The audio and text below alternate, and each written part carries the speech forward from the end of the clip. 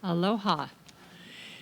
Happy Thanksgiving week for any of you out there celebrating. Hopefully, if you're alone or with one or 8 people that are safe and COVID appropriate, may you have a day to be grateful for things in your life, things that you have right now, because it always changes. So, today's podcast, this is my 57th podcast, and I'm calling this my Sacred Mirror. Now, any of you that have followed me with my other podcasts, I talk about this dynamic a little in one or two of my other podcasts, but I'm going to talk about this. How mirroring works. We have mirror neurons that give us the ability to see a stranger crying in their car, and we feel a moment of their sadness as if it's happening to us. Or we see someone on TV eating an ice cream or something tasty, and as we're watching it, we actually can taste that as if we're eating it. This becomes the foundational technique in marketing. Show someone healthy and running with their new shoes on, and we can imagine through our mirroring component how that feels, and we buy those new shoes. We believe we will look that way and feel great longer than the duration of that commercial. With mirroring, it's immediate. When we learn by seeing in others what we cannot see in ourselves, be it admiration or aversion of specific traits in other people, as the Buddhists say, we are all that exists, and everything else we see and experience is a projection of our mind. And that is talking about that we all have a filter of how we perceive things, and we could only see something, we could only notice something, regardless if it's pleasant or unpleasant, because we have a reference to it inside of ourselves. The inside world reflects the outside world. That is a mirroring in itself also. So this concept is showing in various patterns. So often when observing others that show a not so desirable behavior, our aversion comes up and judgment or distancing occurs. In those moments, it takes a fairly conscious person to identify that the extreme change one is feeling is so strong because it is our own behavior that we dislike and judge, and we see this through the mirroring effect of the other. Now, when we are attracted to someone and we admire characteristics in them, we can also know consciously that, oh, I recognize that behavior because I do that, or I know that. When we like someone, be it a conscious or on an unconscious level, we begin reflective listening, where we repeat what they say or what they meant so that they know we're listening to them and seeing them. In our actions, we are showing that they matter and we care about them. Mimicking a person's body language is another technique to bring comfort. This helps with alignment and syncing you up with that person. It creates a feeling of acceptance.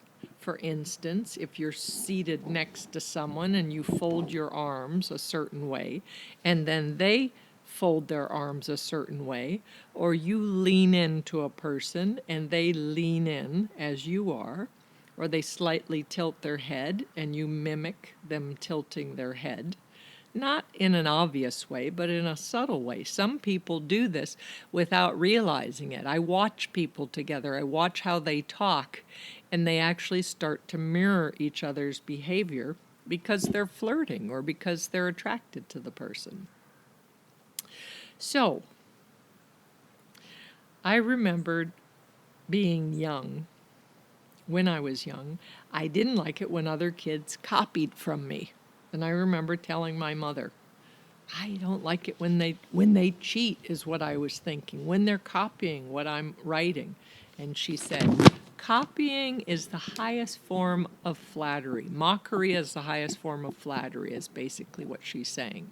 So another point is chalked up for these mirror neurons and how our brain works and processes. Okay, so it's time for a Miley story. When my daughter started preschool, she started at 3 and she went part-time. But I got into this habit of telling her bedtime stories. And we had 4 animal characters, and each had a specific personality trait. And they came with different challenges and gifts. For instance, we had Claire the horse, and she was the responsible one, more the authority type. Yet oftentimes, she didn't want change or to experience an adventure without a lot of caution or worry. And we had another character named Wilbur the pig.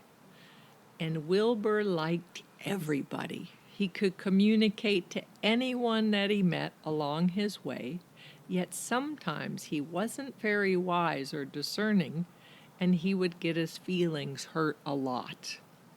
So my daughter would come home from school and tell me about a conflict she had with her best friend. And all the details that night, she'd tell me what happened. So when I started to tell her her bedtime story, I would have the same dynamic in the story. So this was since she was about 3.5, 4. Children are bright at an early age, so this worked. So when she was about that young, she always would see from the story I wrote between the animal characters that had the same thing that happened to her. And she would say, that's what happened with me and Julia today. And I would say, yes, it was. And how did they work it out? And she'd tell me what I told her in the story. And I said, does that sound like something you'd want to do? And she'd get it. Like I'd see her little mind get that light bulb, that awareness spark up. I was so proud of her that she could see that. So, this is how this works. As humans, this is a main factor of how our mind processes. It sees external events outside of ourselves through a person or a circumstance, and we're more detached, so therefore we're not emotional. So when it's about us, when we're taking it personal, we are not able, the emotions make it cloudy, and we cannot see the dynamic of what's happening, like the chemical response, the alchemy that's happening, the teachings behind it. So seeing through another person or something outside of ourselves, we have more perspective. We can see the right thing to do. We could see right action. I find that I use this often with my family, friends, and definitely with my clients when I do counseling sessions. I listen to the current traumas that are happening in their life, and I hear their histories of their past traumas, and I gently bring together the past into the present pattern so they can have an understanding that this has repeated itself. This is a mirroring of a wound, of a pain, of something that happened before.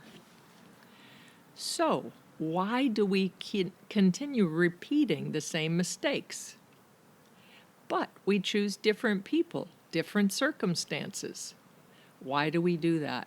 Because when we bring light, or awareness to our old wounds, and with understanding as adults, we have choices, yet it's easy to fall into the same groove or hole that's familiar that we've done over and over again.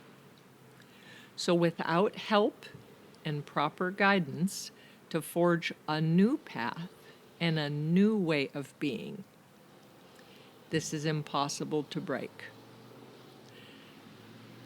Having an understanding that this is how the brain processes, this is one of the main functions of this mirroring neuron, can help you understand how to move through it.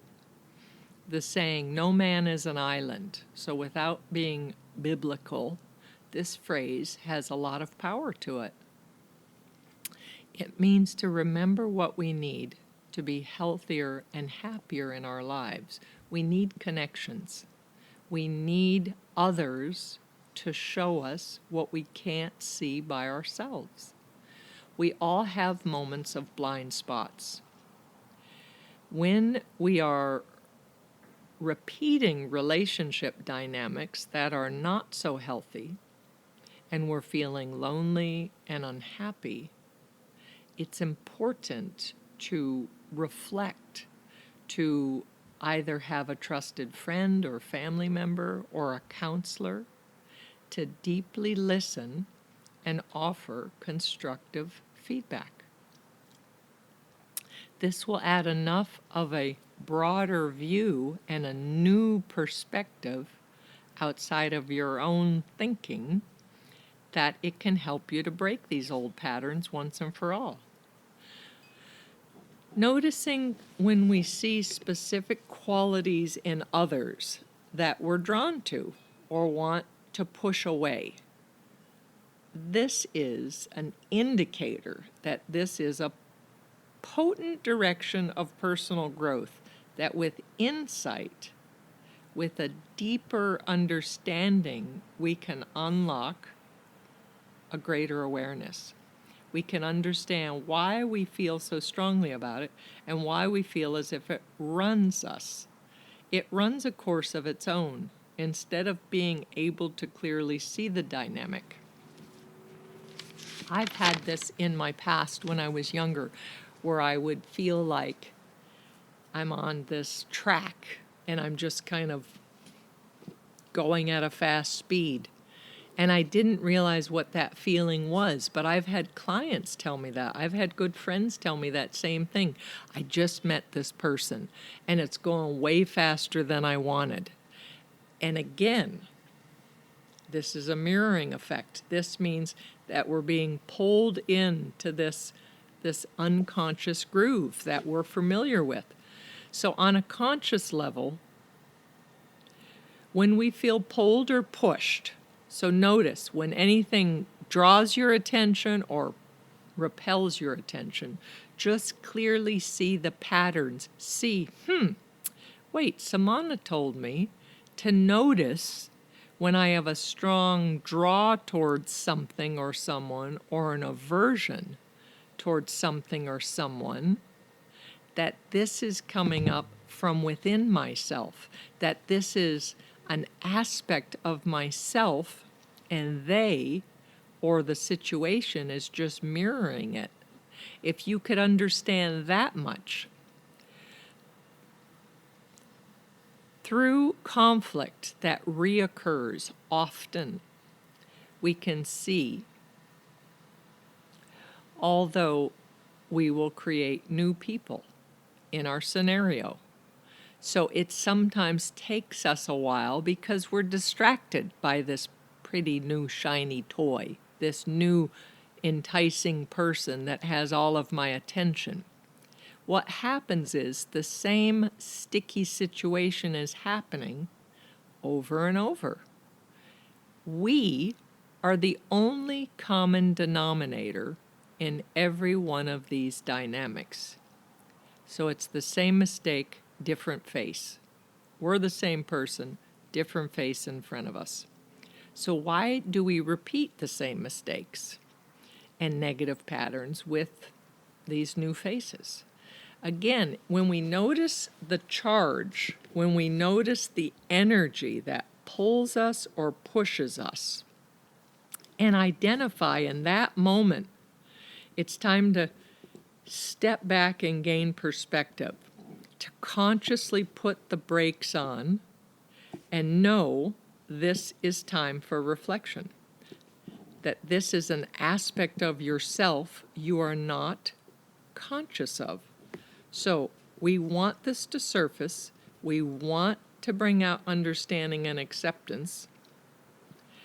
But with old frames, the wound is so deep and it is hard to see it. What we want is we want to heal and be transformed. So once and for all, when it feels like a relationship is either moving at a faster rate than your comfort zone, or we're getting into the same conflict theme with many people. So you keep having the same argument, or you keep hitting the same wall with a few different people in your life, in your day-to-day life, this is your inner self wanting consciousness, wanting awareness to happen. This is an indication of an unconscious pattern resurfacing. The good news is with enough of a willingness for change, having an openness to experience a new outcome, and having a trusted guidance from a skilled counselor or friend, you will be consciously creating a world that is closer to meeting more of the needs that you have now. So sometimes we carry similar needs throughout our life. We all want to feel safe and loved and accepted and seen and heard. So we all want those. But sometimes deeper needs that have been neglected when we were younger, and some with trauma, will play out in our present life with new players in the play, in a sense, because we're at a point, we're more stable inside, and we have gained more clarity and awareness that we're ready to look at it from a new perspective. Your personal relationships will be more fulfilling, connected, and integritous. I promise this. We're all in this classroom of life. We're healing our wounds. We're bringing light to unconscious patterns. Yet to change the outcome, we need to change the response. That is all within our power. Self-reflection is always a necessary daily tool. Use it to check in with yourself and see, are all the days mixed together and time is moving fast? Like, I've had different points in my life where I looked when I was younger and I'm like, wait, how is this like already, it was just March, how is it already November? Like, if that's happening, I want to ask you, are you claiming moments? Are you taking moments to notice your life, to feel your life, to reflect about what matters to you and what you're feeling? Are you being pulled in any specific direction or to a specific person, like a drug-induced experience where it's intoxicating? We do not want that blind love experience. We want a conscious. We want to feel happiness, to feel joy, to feel pleasure. But we want to do it where it's slower, where we're taking conscious breaths, where we're taking a conscious step, where I'm aware of my needs, or I'm feeling a little fragile, or my old friend, my fear and doubt is creeping in. Oh, how I'll never be alone because I'm so familiar with my doubt and fear. You have been with me forever. How about viewing it like that? And when it comes up just enough that you're aware of it, and it's hard to move the next step, just remember that you can take your life into your own hands through moments of awareness. You can slow the track down. You can pull back to get perspective, not to shut down, not to ghost anyone, because there are feelings involved. We need to be conscious of our actions, yet to be aware of your needs, aware of how your actions affect those around you. That is imperative to know that. It's not just about you. You need to also see, when I behave this way, how does it affect my friend? How does it affect my partner? And notice, am I checking in with them enough? Are their needs part of this too? Life is about choice in every moment. I had another conversation with a friend who was distraught due to a disconnect in one of their relationships. And I said, our only positive play is to reflect our own behavior and ask ourselves, was I in integrity? Was I authentic? Were there any parts of my actions or words or my energy that I wished I would have done differently? And after reflection, after looking at that, because when you feel bad with a conflict with someone because of that mirror neuron, because I'm feeling bad, I'm not going to say that person pulled away from me, that person is making me feel bad. They are an aspect of it, but the power comes when you look to see, what did I do? Were my actions authentic and vulnerable and real? Or was there more we can share? I always say I'm a recovering control freak. How about that? And because of that, I used to come in with all this juice, all this excitement and passion and inspiration, and I would just blast into the room. And anyone that was meek or not so strong in themselves in that moment, I was like, what just happened? And it was all about me and how good I was feeling. It felt so good to express, and that freedom and that flow. And then I realized there were many relationships that I was limiting my experience with because they were either too overwhelmed by my intensity, or they were too timid to speak up or say, I really like hearing your ideas, and could I share mine? Because the bottom line is, when you're in any type of relationship, be it business or roommates or partnership or family, that's two parties or more involved. And it's really about learning their view. It's not about the loudest one. It's not about the squeaky wheel gets the grease. It's not the loudest one. It's everybody has a right to show up as they do. They may not be so articulate. It may not flow. It might not even make sense because they're maybe they're a little intimidated to speak in front of someone so strong. So understanding owning your shit, really, and understanding your missteps with humility. And then when you present it to that person you're having conflict with, to own everything, to own, after reflecting, that I really wished I didn't have an expectation with what I was sharing with you. I really wished it didn't matter that I wanted everybody's approval or that I wanted everyone to agree with me. And it did, unfortunately, and that's what that little extra energy was.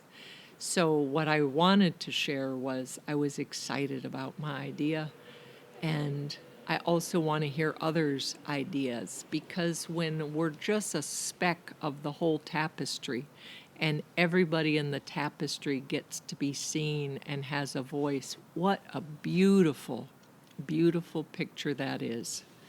It's like all the specks together makes so much more than we could ever do on our own.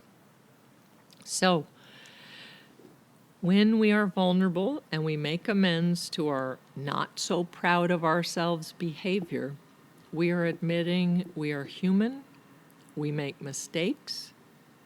When we bring unconscious behavior that was habitual to, and clearly have remorse because we see it now, instead of what's their problem? Why did they roll their eyes? Why did they walk away? Why haven't they texted me back? Instead of there's something wrong with the other person, how about reflecting, what was the mirror neuron? What was the energy that was within you that you were emanating, that you can just fine-tune it, make it a little more conscious, a little more considerate.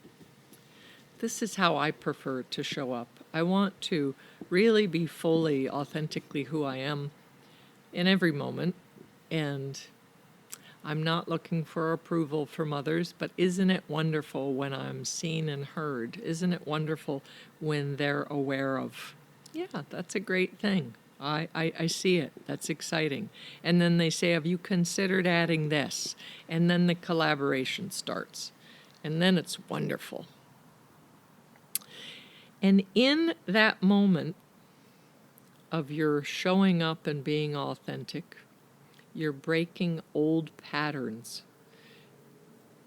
And certainly you have a story for your past that this came from before, that this was reenacted and occurred before. You are the common denominator. You need to remain the focus of investigation. And only if you see their behavior, if it's only them you're looking at, then I want you to do these steps. If you're at a consciousness that you have a conflict with someone and right away you start squawking about their behavior, because that's where you're at. And again, there's no shame in it. It's just understanding where you're at and accepting that. I want you to do these steps.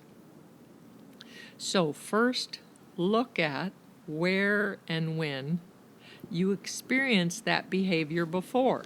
That's step one. Second, in looking at what that person did, ask yourself or journal this, how did it make you feel when they did that? And be honest and write until there's no more to write. And three, this gets a little juicier. The question is, do you have or have you exhibited that same behavior, either now or in the past, that you're complaining about with them? Again, the mirror neurons are activated. We now have a clue of how they work, and it's up to you to do your personal reflection. Look under the carpet, do the deeper work, and bless the people in our lives, even through the deepest challenges, that they are teaching us, that they give a shit enough to hold that mirror up, and we can feel those uncomfortable feelings, and we can look where those feelings started and how it makes us feel, and then we can let go of our own judgments and go into forgiveness and thank them for that, because when all of that personal work happens, I guarantee it will not feel so bad anymore. I guarantee once you see it all, you will not repeat the pattern again. And if you begin to, you won't step too far into it. You're like, oh, I know how this feels. I'm doing this again. Let's back that up. So remember that the way we learn is we're aware of this habitual pattern of ours. And sometimes we see what we did wrong, that we weren't proud of, I don't know, a couple weeks or a couple months later or days later. And that's the first step, is at least we can see what we did wrong.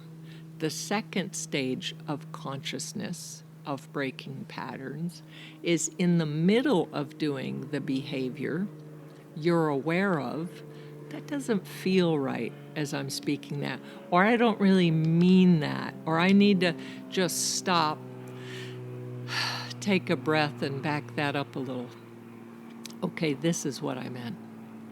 And the third stage of awareness, of breaking patterns, is before you're about to say or do the behavior.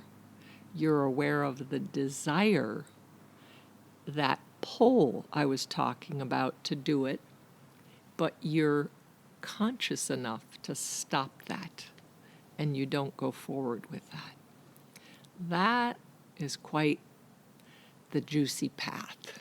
I wish that for all of us, to be there as reflection for each other, to bring out our best selves, to have compassion when someone is making amends or saying, I'm so sorry, and to not judging others, because it's all within us. And again, anyone who needs counseling, guess what I do? So I do Zoom sessions. We do 1 hour sessions. I was $100 an hour. I dropped it to $75. I will do a sliding scale, and I could also do weekly sessions, 4 in a row, for $250. So contact me, 808-283-7587. I am Central Time in good old Austin, Texas. I hope your holidays are great. The next time I'm inspired, I will post again. I love it when you share this material, when you comment. Text me, email me, samana@spaluna.com, and somehow get back to me that it moved you, or you have questions about it, or topics you're interested in. I'm here to help wake up the planet and bring peace and freedom, one person at a time. Blessings all.